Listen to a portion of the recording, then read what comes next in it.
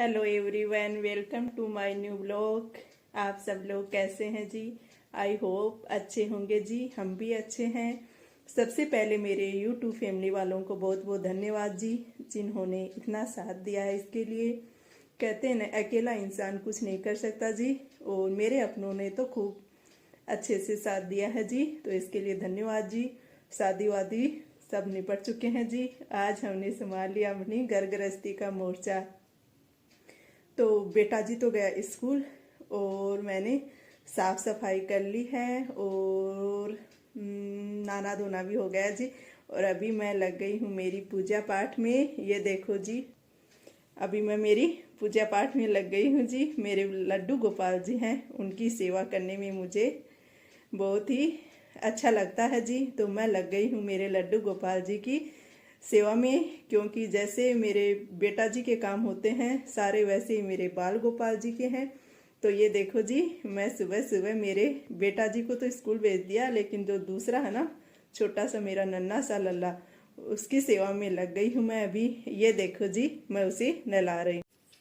ये देखो जी, मैंने मेरे बाल गोपाल जी को नहला तो दिया है और अभी पहना रही हूँ, कपड़े पहना रही हूँ जी मेरे छोटे से बाल गोपाल जी को।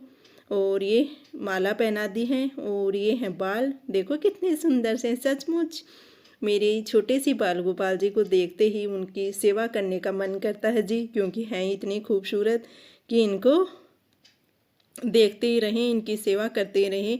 और ये इनके कपड़े पहना करके मैंने इनके आसन पे बिठा दिया है जी। अभी मंदिर में बिठा करके पूजा करने लग गई हूँ जी मेरे बाल गोपाल जी की और हमारे सारी देवी देवताओं के जी, क्योंकि हमारे पितरानी जी है। तो हमने सारे देवताओं की पूजा करने के बाद में हमारी पितरानी जी की पूजा कर रही हूँ जी। मैं सुबह सुबह है, ये मेरा ही काम है जी, सुबह सुबह उठते ही पूजा पाठ करना। और अभी पूजा करके मैं अपने सूर्य देवता को चढ़ा रही हूँ जल। ये देखो जी, सूर्य देवता को मैंने जल चढ़ा दिया है। और सूर्य देवता को जल चढ़ाने के बाद में अभी मैं चढ़ाऊँगी मेरी तुलसी माता जी को जल। और अभी देखो जी, मैं चढ़ा रही हूँ मेरी तुलसी माता जी को जल चढ़ा दिया है। तुलसी माता जी को मम्मी ने इतना खूब, यानी कि सर्दी से बचा के रखा था, लेकिन फिर भी सर्दी लगी गई जी हमारी तुलसी माता जी को, क्योंकि 2-3 दिन सूखी सर्दी पड़ी थी।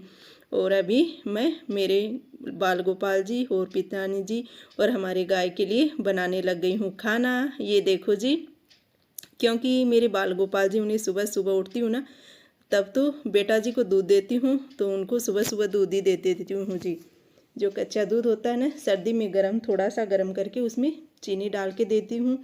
और उसके बाद में नला करके पूजा करके, ये देखो जी मेरी रोटी बन गई है गाय की। तो पूजा करके दही का भोग लगाती हूँ और उसके बाद में गरम रोटियां बना के खिलाती हूँ और रात को फिर दूध पिलाती हूँ। और कुछ एक्स्ट्रा यानी कि कुछ फल फ्रूट हो या और जो भी कुछ एक्स्ट्रा बनता है वो खिला देते हैं। नहीं, 4 बार तो उनको खाना खिलाती हूँ जी। अभी गाय की रोटी बन रही है, उसके बाद में 2 रोटियां और बनाऊंगी। सबसे पहले हमारे देवताओं के भोग लगाऊंगी, उसके बाद ही हम सबका खाना बनाऊंगी जी।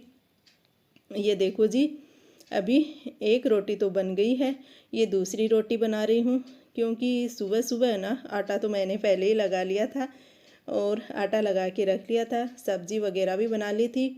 तो अभी सिर्फ खाना, यानी कि 2-3 रोटियां बनाऊंगी, वो इतना ही वीडियो दिखाऊंगी। नहीं तो क्या है कि खूब लंबा हो जाता है जी, सारा बनाने लग जाए ना तो पूरे दिन किचन का ही काम रहता है, तो वीडियो खूब लंबा हो जाता है। तो छोटी छोटी जो चीज़ें होती हैं ना मेरी डेली लाइफ की, वो आपके सामने शेयर करती हूँ जी। और बातों ही बातों में मेरी गाय की रोटी बन के हो गई है रेडी। ये देखो जी, और अभी गाय की तो बन गई है, हमारे बाल गोपाल जी और पितनानी जी की बना रही हूँ जी रोटियाँ।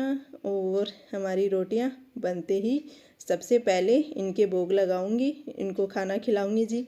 उसके बाद हम सबकी बनाती हूँ, क्योंकि सर्दी में बनाते ही ठंडी हो जाती है ना रोटियाँ, तो पहले नहीं बना के रखूँगी।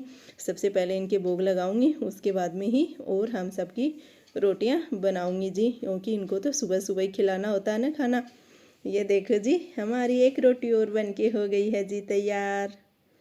कहते हैं ना कि पूरे दिन हाउस वाइफ की तो लाइफ ऐसे ही रहती है, कभी साफ़ सफाई में, कभी किचन में बस लगे रहो, पता ही नहीं लगता टाइम का कि कब टाइम हो गया। और बातों ही बातों में मेरी रोटी भी बनके हो गई है तैयार जी। और अभी मैं रोटी में घी लगाऊंगी। और घी लगाने के बाद में सब्जी में तो क्या है कि हम वो डाल देते हैं लहसुन और प्याज।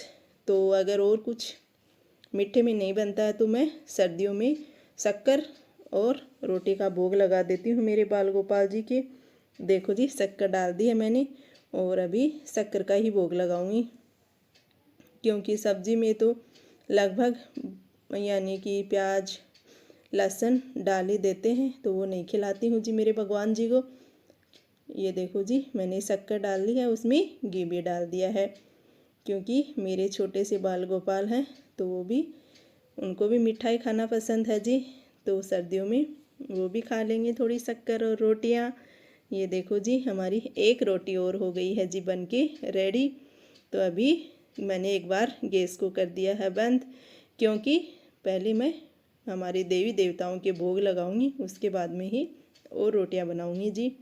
ये देखो जी मैंने एक रोटी और बना ली है और उसके अंदर भी मैंने शक्कर डाल दी है जी। और अभी उसमें घी डालना है जी। ये देखो जी मैंने घी भी डाल दिया है। और हमारा किचन है छोटा सा, क्योंकि हमारे जो मकान है ना वो बहुत ही लगभग 40 साल पहले के बनाए हुए हैं। तो उस टाइम में किचन छोटा ही बनाते थे, तो ज़्यादा साफ साफ तो नहीं दिख रहा, अंधेरा सा हो रहा है जी।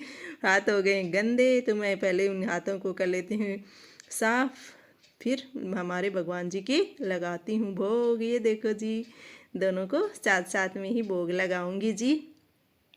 मैं अभी पानी और डाल लेती हूँ और फिर लगाती हूँ जी भोग। ये देखो जी अभी दही का लगा हुआ है, वो तो ले लूँगी मैं दही, क्योंकि अभी थोड़ी देर बाद में ही मैंने रोटियां बना ली हैं। तो अभी दही को हटा करके रोटियों का लगा दूँगी भोग, क्योंकि मेरे कान्हा को खाना है अभी खाना।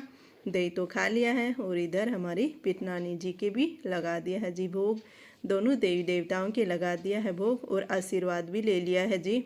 ये देखो जी दोनों के लगा दिया है मैंने शक्कर और रोटी का भोग।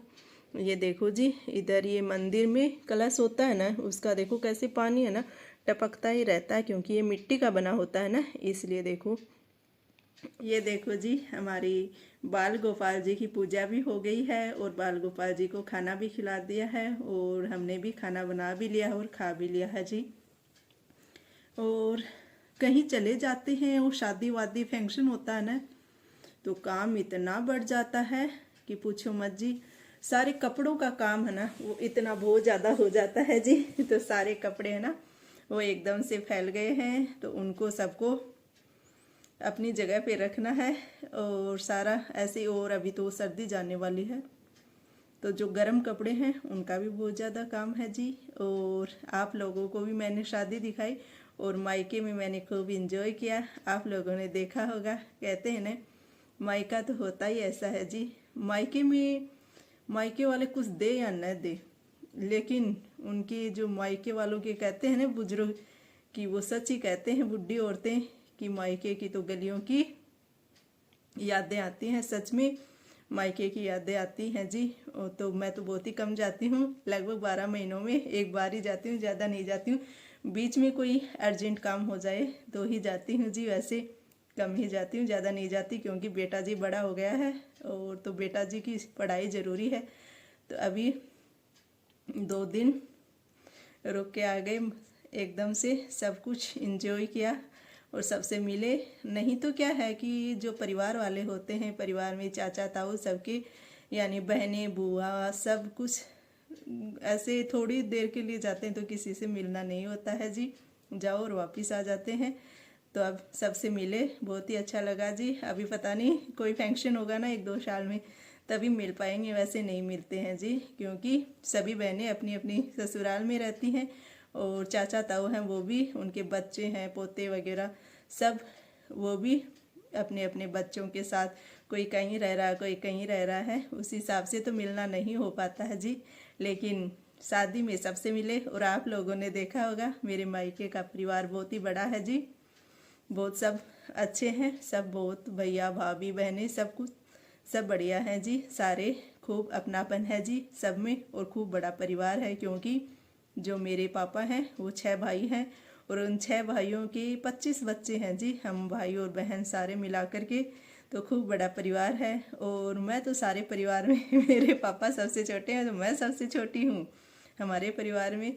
तो क्या है कि जो मेरे ताऊ जी चाचा मतलब जो भी हैं उनके बच्चे इतने बड़े बड़े हैं, उनके पोती पोता की शादी हो रही है जी, दोते दोता सब कुछ इतने बड़े बड़े हो गए हैं, मेरे से बड़े बड़े हैं जी, खूब बड़े बड़े हैं। और उनके भी बच्चे हो रहे हैं, किसी तो मेरे तो बहुएं आने लग गई हैं जी।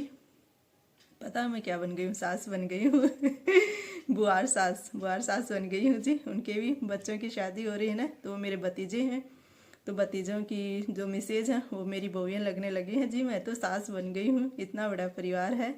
तो परिवार में मैं छोटी हूँ तो जी लगता नहीं है जैसे मेरी भांजी है ना, वो सीधे ही ऐसे बोलती है कि मंजू मंजू ऐसे नाम से ही, क्योंकि उनको लगता ही नहीं है भतीजी है सब। वो तो दीदी बोलती है, कोई जीजी बोलती है, कुछ मतलब मौसी बुआजी कोई नहीं बोलता, कोई बाई बोलता है, कुछ भी ऐसे ही बोल देते हैं, लगभग दीदी बोलते हैं सब। उनको लगता ही नहीं है कि मैं बुआजी या मौसी हूँ क्या। तो सब एकदम से मुझे भी ऐसे लगता जैसे मेरे बहन भाई हैं। तो खूब मज़े किए और आप लोगों का साथ मिला, इसके लिए धन्यवाद जी। यही करती हूँ मेरे वीडियो का एंड। राम राम जी सभी को। आप लोग ऐसे ही बने रहना और आप लोगों के साथ से ही सब कुछ संभव है जी। आप लोगों के साथ के बिना कुछ नहीं हो सकता जी। और मेरी यूट्यूब फैमिली वाले तो सच में बहुत ज़्यादा साथ दे रहे हैं। तो मैंने आपको मेरा मायका और ससुराल सब कुछ दिखा दिया है जी। अब फिर कभी जाऊंगी तब दिखाऊंगी जी, अभी तो इतना ही टाइम मिला था। और यही करती हूँ मेरी राम कहानी का अंत और यही करूँगी मेरे वीडियो का अंत जी। बाय बाय, राम राम जी सभी को, थैंक यू जी।